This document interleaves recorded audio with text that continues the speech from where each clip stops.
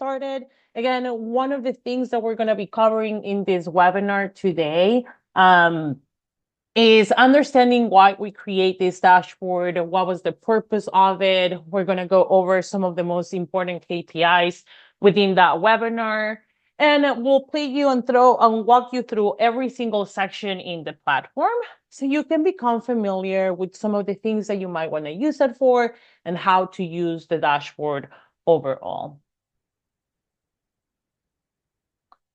So, what are we trying to solve with this problem? And something that we have heard from a lot of you truly is understanding a lot of how is our inventory changing year over year? How is the market changing year over year? Often enough, we found that most of our customers were extracting the data, just trying to find out when were they gaining more inventory, when they were churning more inventory. So one of the things that we wanted to do for you is solve that problem, stop with the manual extracts, and truly show you a little bit of how that growth is being tracked, visibility and metrics that will help you measure that the same way for churn. So trying to understand what kind of units are you churning, when are you churning them, and how fast are you moving in terms of growth and churn between your competitors.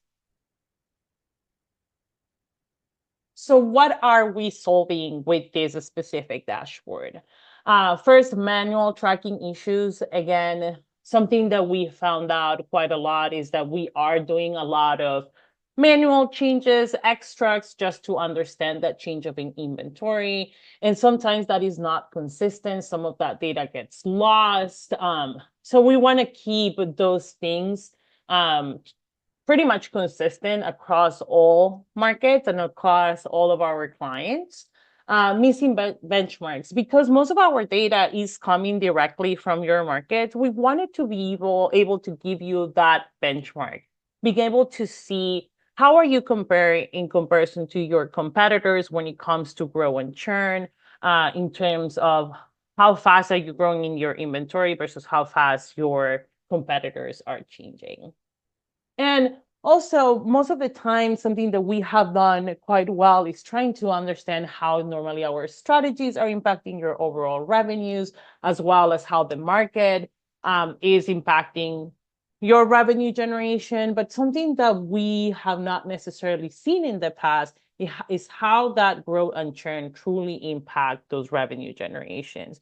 We might be able to talk about it, but we didn't have a concise report or KPIs that will help you measure that impact. And with this new dashboard, we're going to be able to do so.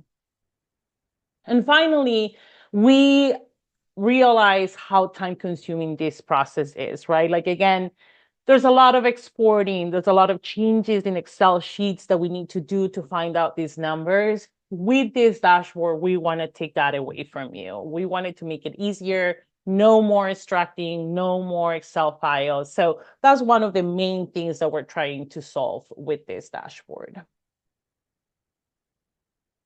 So what is our solution approach? Automated KPI tracking. Because the data is direct, we're trying to eliminate that manual process, ensuring consistency and accurate measurements in your platform.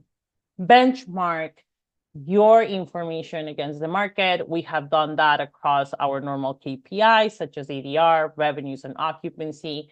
We want to be able to do the same thing when it comes to grow and churn against your competitors.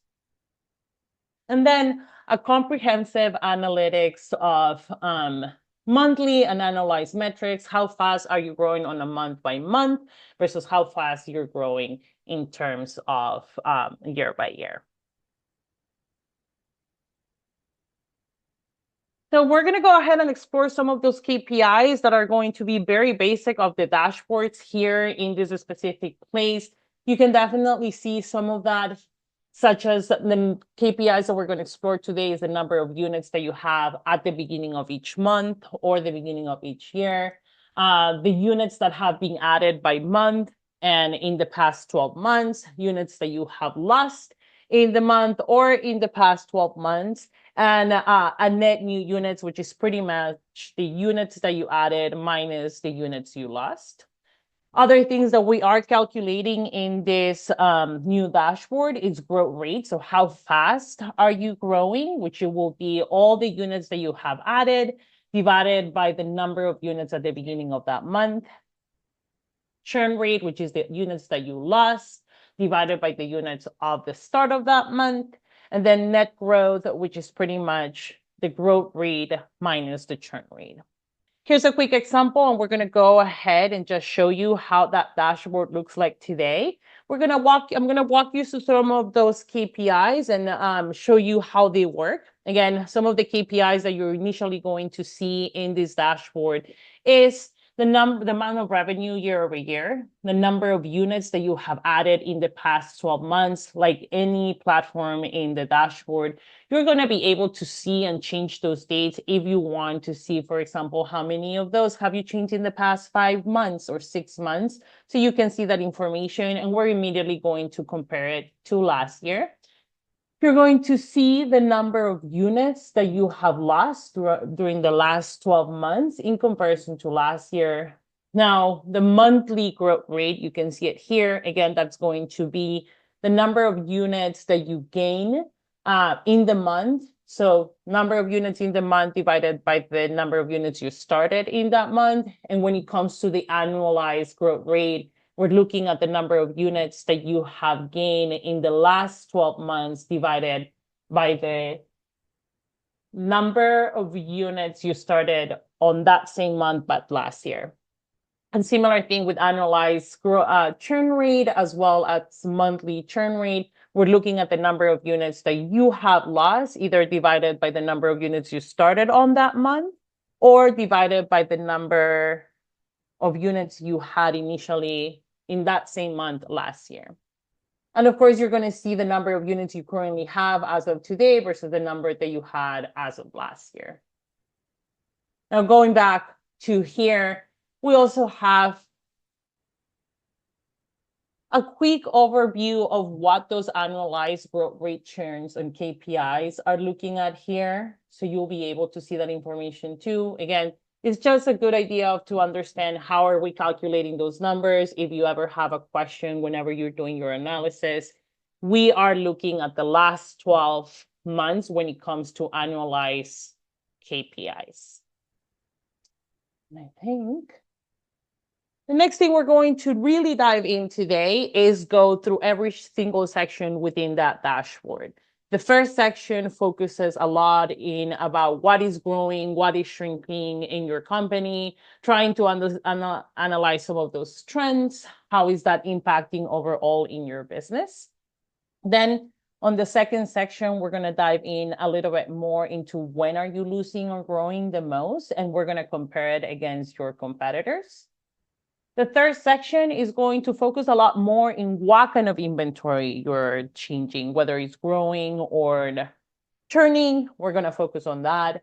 And on the last section, we're going to do a little bit more of an analysis of how all these changes are impacting your business and your revenue generation. So let's go ahead and go back to this dashboard and see some of these sections right here.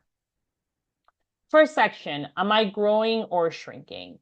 First things that you'll see is, again, those KPIs that we just covered, which are going to be the most important things that we want to focus on whenever we're looking at our reports. The next section is showing you the number of units throughout the last 3 years.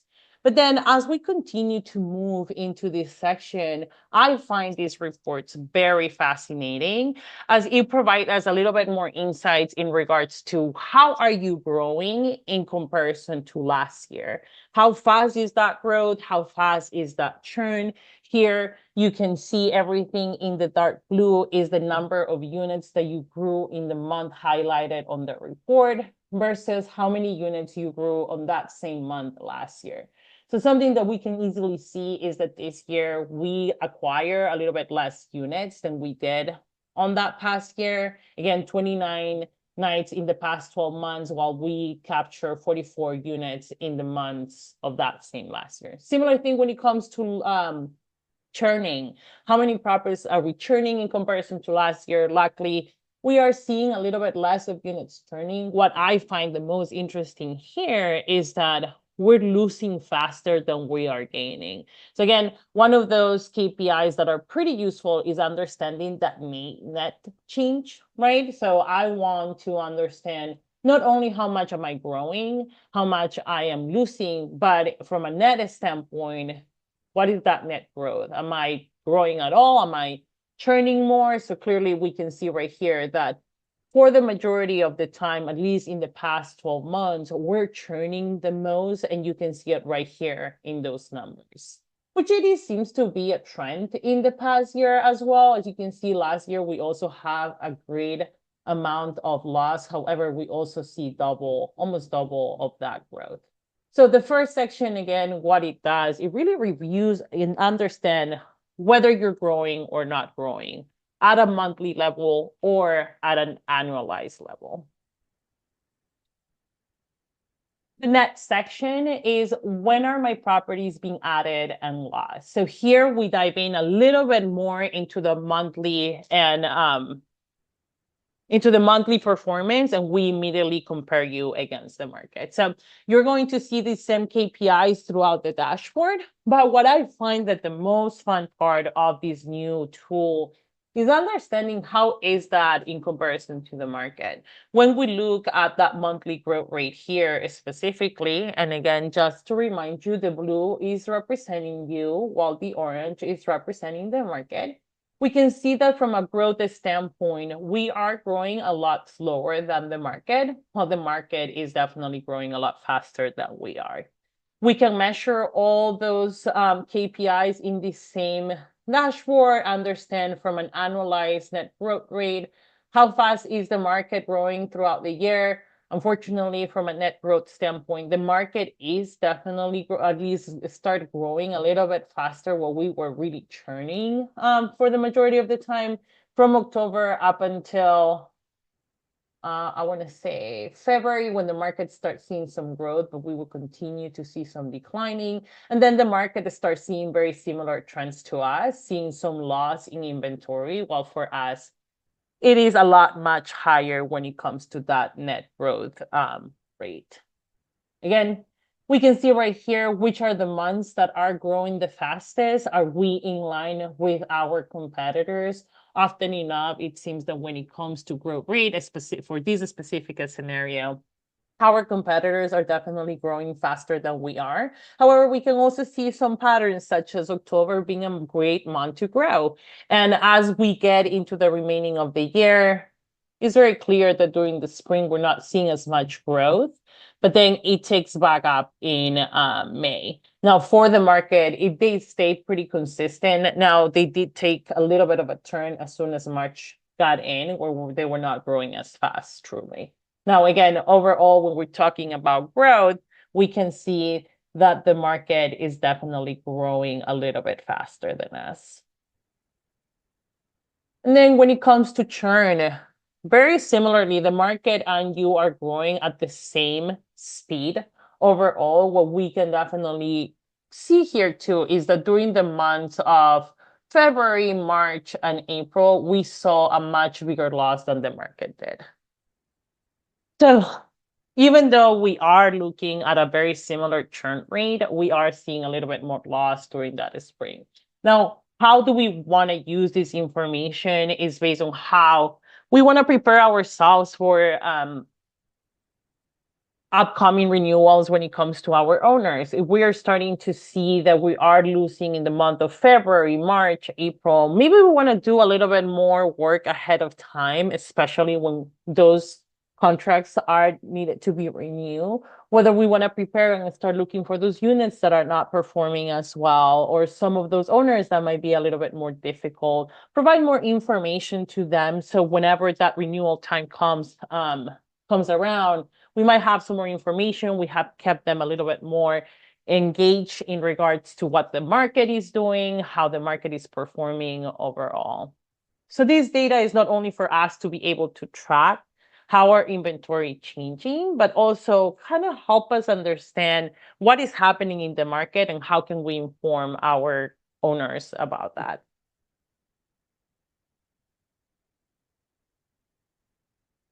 And we can see right here when specifically is the market turning in regards to the month by month. Again, it seems to me that December was a high churn month for the market. For us, it was January. As we move into September, you can see some similar patterns here when we are churning as well as the market is. Again, what it seems to me that we do tend to churn a little bit more than the market is churning overall. What property types are driving growth and churn? Here, we can not only see what is churning and when is churning, but what kind of properties are we losing the most and what are we gaining overall. On the left side, we're going to see our data here. You can see how many units by room type, by bedroom type are we losing. Mostly for us is anything in the 3 bedrooms, 4 bedrooms, 5 bedrooms. While the market is seeing a little bit of a similarity, especially when it comes to 3s and 2 bedrooms. So truly the market is seeing a decline in the smaller properties. What I find even more interesting is what the market is gaining, right? Like the market is gaining quite a lot when it comes to the bigger properties. So there's different ways of seeing this data, right? Like if I see that the market is losing some of those 2, 3 bedrooms, is it worth it for me to chase that kind of inventory when it comes to my business development strategy? On the other hand, it's also a matter of questioning if the market and I are losing those 2, 3 bedrooms, is it even worth it trying to continue to acquire some of that inventory, considering something might be going on with those specific units? And we can always dive in more into the data to understand, is it revenues, is it the price point? But of course, what we are also going to look into this is if the market is achieving and acquiring more bigger properties, should we chase that inventory as well, given how successful the market is being at acquiring those kind of units? Now, that same information, you will see it right here on a table where we're going to be able to see the percentage of rent that each kind of bedroom type contributes to your business. So again, when we're looking at this information already, if I am losing a lot of that 3 bedroom unit, and when it comes to 3 bedrooms, truly, is that a huge chunk of your business? Are we losing a lot of revenue there? So it's something to think about too. Similar thing with the market when it comes to revenue generation. You can see 3, 4, 5 bedrooms are the ones that contributes the most. So again, if I'm seeing that the market is losing 3 bedrooms, maybe there's something that I can do to change that inventory. Similar thing for 4 and 5s, given that the market is generating a lot in that type of inventory, and similar thing for you. Not only we look at data from a bedroom standpoint, but we also take a look at it from a property type. So are we losing more houses? Are we gaining more houses? As you can see, when we're looking at the data, we're losing a lot more. Most of our inventory is in the house front. We are selling some condos, but the houses are the ones that are truly hurting us from a quantity standpoint.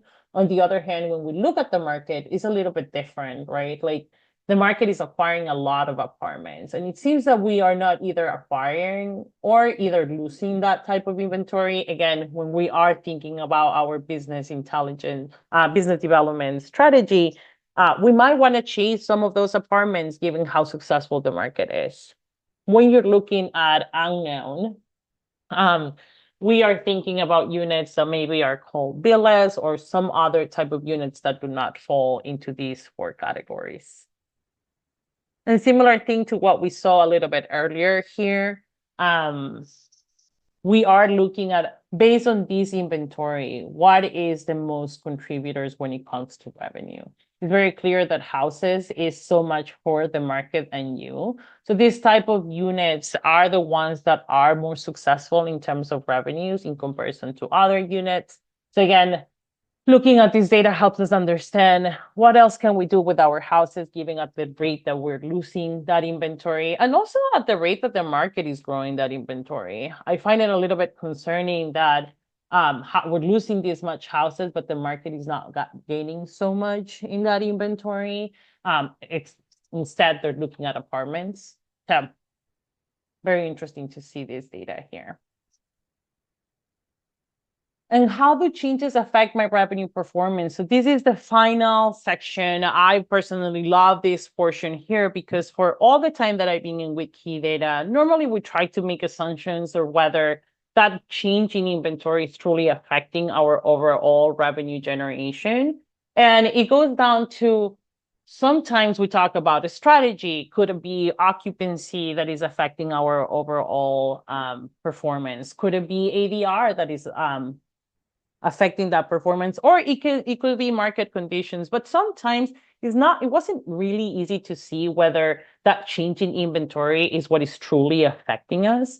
Something that you can see right here is, and I'm going to use some of these KPIs to kind of walk you through some of the analysis within this specific section. But you can see immediately that this year we have lost revenue by 9.5%.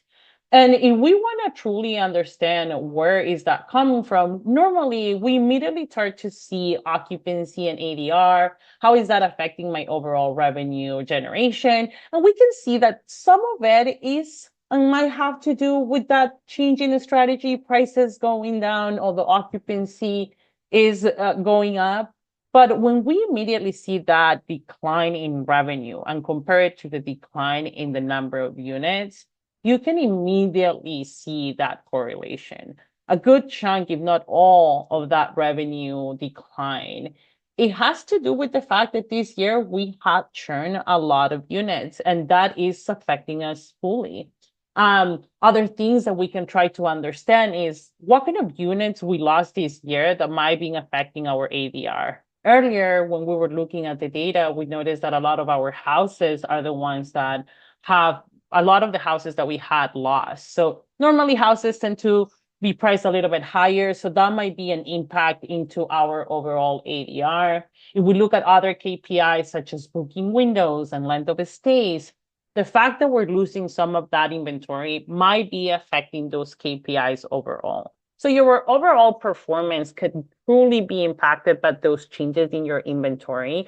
And that's what we're trying to accomplish through this section. If we are seeing a significant decline in the changes of units, is that impacting our revenue and part of our strategy overall, right? Now, again, we're looking at the last 12 months. We can always change this to look at a specific month, but the true value in here is being able to find those correlations between the new KPIs, such as unit added and unit lost, versus how is that impacting our overall revenue. Again, it doesn't have to necessarily be just a loss. Sometimes it's a gain, and it could only come from having new properties in your company.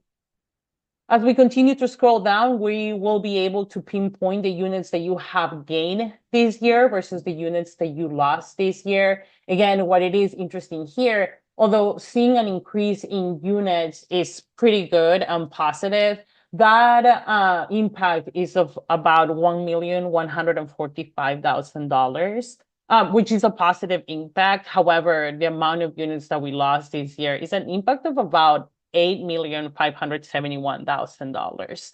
So the fact that we're losing these properties, even though we are growing slowly, is giving a much bigger impact when we're looking at our overall revenues.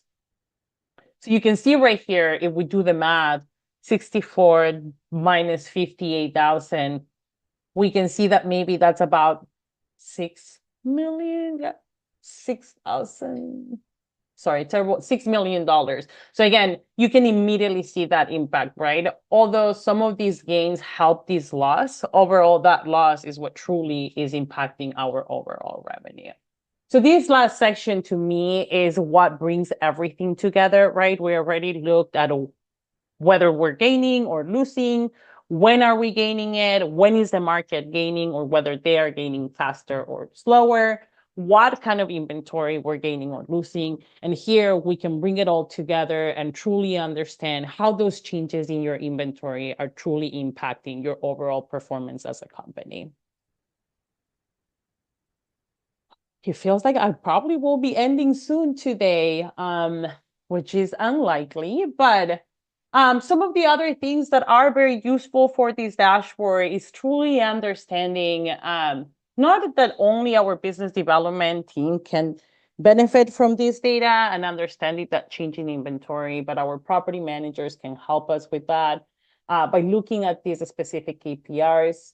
KPIs, you can measure the company health, prepare for valuations, and drive retention initiatives. Like I said earlier, we can be a little bit more proactive by looking at this information. If we're noticing some of our units, whether our houses and smaller properties are not performing as well, and we're in the past 12 months, we constantly lose this kind of inventory, we might drive a different strategy when it comes to our business development, as well as the communications that we have with our owners.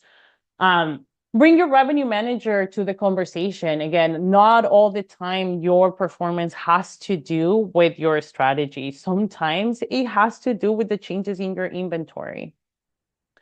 ADR, RevPAR, again, length of stay strategies, booking windows, all of those are fully affected by that change of inventory as well. And then sit down everybody on a table and diagnose those revenue changes, set joint growth strategies, and benchmark performance against your competitors, right? Again, if the market is growing very fast, what else can we do to grow at that same rate? So some key takeaways today, track growth patterns, see what is changing your portfolio. Is there an opportunity for you to grow in certain segments, whether or not on others? Understand what your market is doing and see what opportunities there. Identify key drivers. Understand which properties and what markets can fuel your performance. Quantify that revenue impact, measure how that inventory is affecting your overall performance. That is very important. Compare your growth and churn rates against the market. Again, very good understanding how is your competitors growing in comparison to you, where are they growing, so we can identify new opportunities. Align with your teams, bring your PMs and your revenue managers together, share that information and create new strategies and act on those insights. After looking at this data together, how can you guide a retention, acquisition, and forecasting decisions? Again, I know normally this goes a lot longer. I do have one question. Hi, thank you for creating this report. This is wonderful. Question, where does key data pull this information in track? Great question. So let me just bring up the dashboard one more time here. Now, the way that we determine when a property is when the property came on board and when the property is churning is based on the in-service date and out-of-service dates that you guys have in your settings. So whenever you are in the dashboard, under unit settings, you're going to find the in and out of service dates here. We use the in-service date as the first time when the property became inactive. So this is pretty much when you gain the property. And then the out-of-service date in the platform will be used for when you churn the property. So we do not get this information from your PMS. We set the in-service date for you based on the booking date of the first reservation. And the out-of-service date is set up by you manually. If that is something that you prefer, you can always come in here, set the date when the property left your program. Or if you want to leave it for it to be a little bit more automatic, we can definitely do that for you. But we will place an out-of-service date for you 90 days after the last activity on that unit.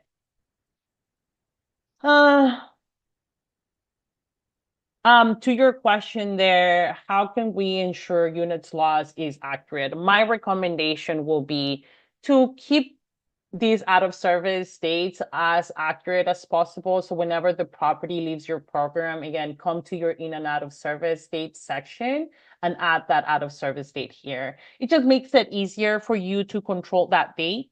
Again, we can do that automatically, but it will be based on the last activity on that unit. When looking at market data, is this only direct data? Yes, all the market data that you see in the Grow and Churn dashboard is only direct data. If you do not have direct data, it's going to be a little bit more difficult for us to track. So for now, it's just direct data. Just something that I didn't highlight earlier for everybody to know here. The way that you find that dashboard is under the dashboard menu here. Go to your templates and you'll be able to see inventory, growth, and churn. Now, for those that haven't purchased the tool yet, what you're going to be able to see is everything that is related to your data. So anything in blue or with the name of your company at the bottom. What you will not be able to see is the market data until you purchase the tool. With that being said, a couple of things to remind you. If you already purchased enhanced benchmarking, this has been enabled for you. If you haven't purchased enhanced benchmarking or the growth and churn, we are giving it to you this month.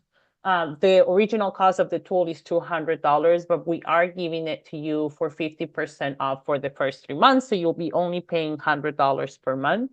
Now, the growth and churn comes together with the enhanced benchmarking reports.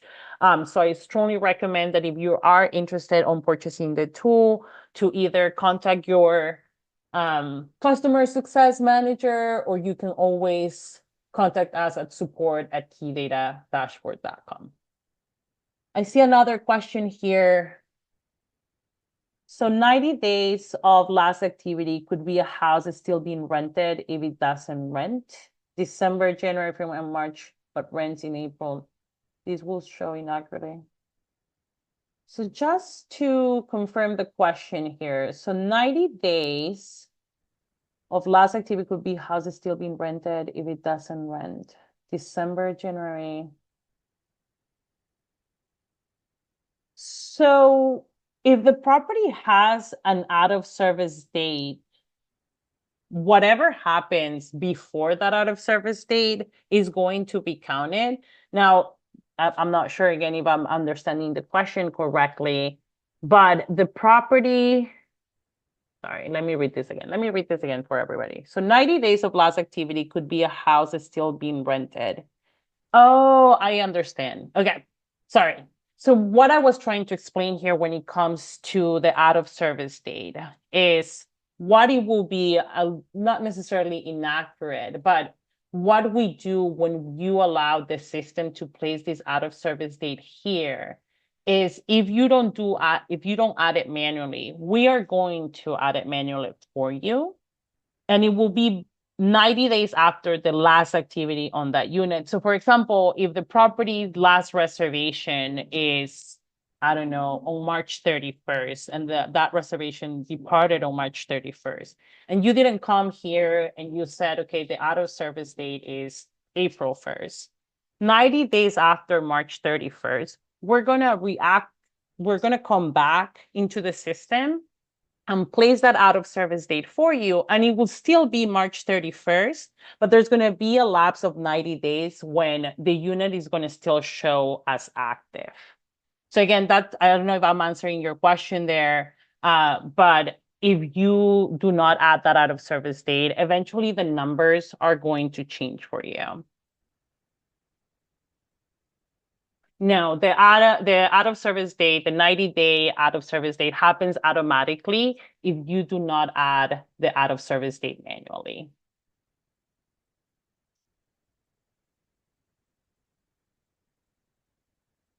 Again, Janet, when you're saying if it only rents April through November, then it has 4 months not rented. Question for you there, are you, I can allow you to talk here, but is this property going to book in the future, or is just limited to be booked April to November and then is leaving your program? I don't know. Let me see if I can find you here, Janice, so I can have you talked through that question. And just find you here quickly. My apologies, guys. Here, oh, there we are. Janice, can you hear me? If you can talk. Hello, hello. Yeah. Oh, there you are. Yes, so it will continue to be rented like April through November, but it will have 4 months where it's not rented. So will that property be falsely churned? No, not at all.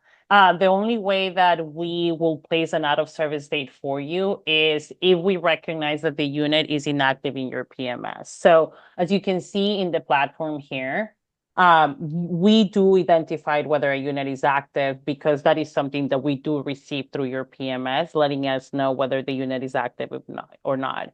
If it's not active, so the ones that do not have that green check, that's when we go ahead and place that out of service date 90 days after the last activity. But if the unit is still active in your PMS and for some reason it doesn't booked after November, from November through April, we will not place that out of service date. Does that make Okay, sense? thank you. Yeah, thank you. Awesome. Well, I appreciate everybody that joined us today. Again, if you have any questions or you would like to see a little bit more of a demo of the tool, looking at your data and looking at your market, feel free to contact us at support@keydatadashboard.com or contact your customer success manager and they'll be able to help you as well. Again, thank you everybody for your time. I hope you enjoyed the webinar and see you next time.